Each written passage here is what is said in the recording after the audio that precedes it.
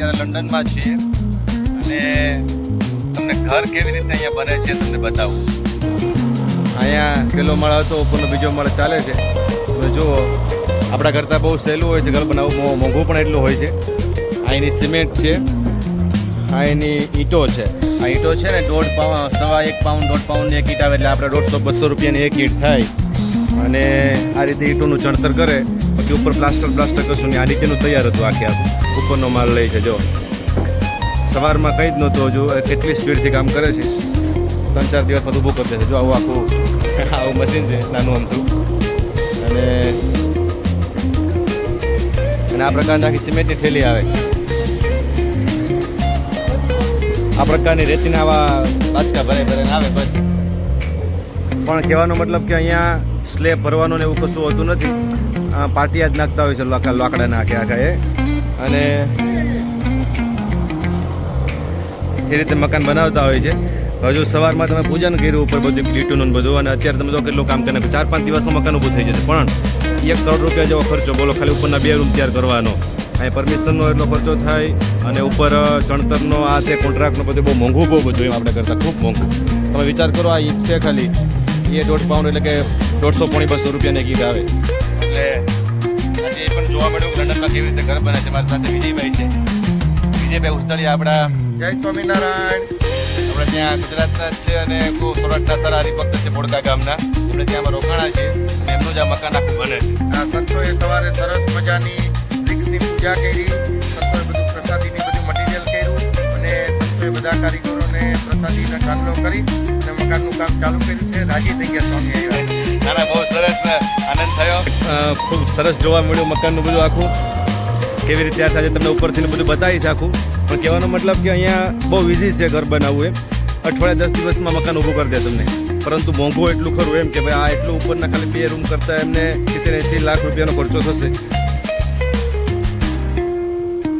અત્યારે અમે આ ઘરમાં રહીએ છીએ અને આખું ઘર તૈયાર થાય છે. પછી અહીંયા ચણતર થયા પછી પ્લાસ્ટર કરવાની કોઈ સિસ્ટમ ને. જો જૂનું મકાન છે એમના આમાં વચ્ચે જે આપણે કેમ છે રેતી ભરી એવી રીતે આ આપવાનું બહુ જોરદાર મટીરિયલ આવે આખું. અને એક વખત ચોટી ગયા પછી ગમે એમ કરો તો એ ઉખડે જ નહીં. આ એના કોન્ટ્રાક્ટર બિલ્ડર છે ભાઈ. એના કારીગર મકાન ઉપરથી જે આખું બને છે એ બતાવવું અહીંયા ની અંદર કેવી રીતે મકાન બને. ગઈકાલે સવારે સ્ટાર્ટ કર્યું તો જો તમે કેટલું તો ચણતર કરી નાખ્યું હતું. હજુ આમાં એક દિવાલ આ બાજુ બીજી આવશે. જો આ બ્લોક મારેલો છે ને આખી ઊભી અને વચ્ચે આખું આ પંચ જેવું બધું આવશે, જેથી કરીને જ્યારે ઠંડી ખૂબ પડે ત્યારે ગરમી અંદરના જો આ ટાઈપનું આખું હોય છે આ મટીરિયલ. આ મટીરિયલ આખું 2 દિવાલ થઈ, 2 દિવાલની વચ્ચે આખું નખાઈ જાય એટલે અંદર ઠંડી ના આવે. અને આખો ગડર છે લોખંડનો. આ નીચે એક બીમ છે, પેલી બાજુ એક બીમ છે, ઉપર આખો લોખંડનો ગડર મૂકી દીધો છે. અને અહીં જે હું ઊભો છું તો લાકડું જ છે બધું. આ બધું જે છે આ બધું લાકડું છે, તમે જુઓ. અને લાકડા ઉપર તે આખું બધું હોય છે મોસ્ટલી બધું. અને અમારે તો ત્યાં હુકાય છે.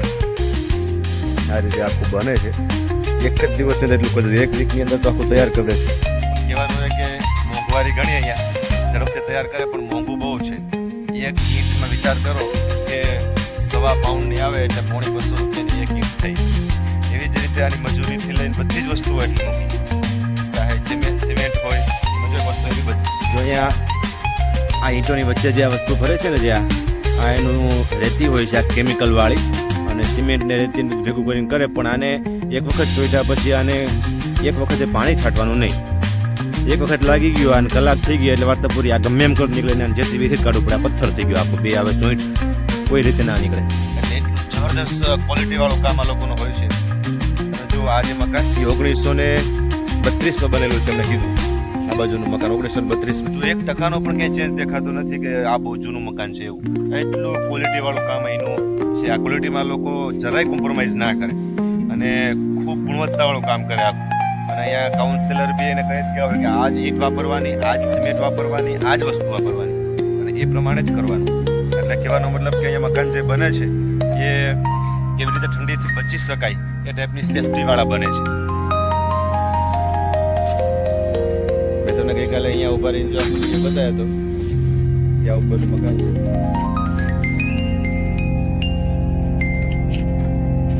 સુપર વોલ કેવિટી ઇન્સ્યુલેશન કહેવાય અને આખું દિવાલમાં મારવા માટેનું આખું બંને દિવાલો બે દિવાલો બનશે વચ્ચે એ લાગશે જો આ ક્યાંય બીજી દિવાલ બનશે આજે પથ્થર પડ્યો છે ને અહીંયા આ પથ્થર બીજી દિવાલ બનશે વચ્ચે જગ્યા છે એમાં આ ઇન્સ્યુલેશન ફિટ કરશે આ લોકો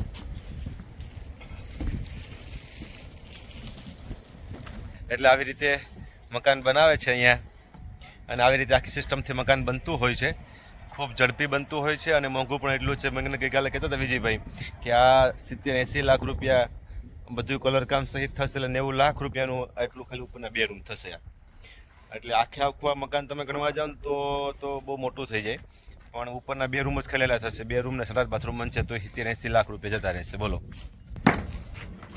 હવે કોન્ટ્રાક્ટર છે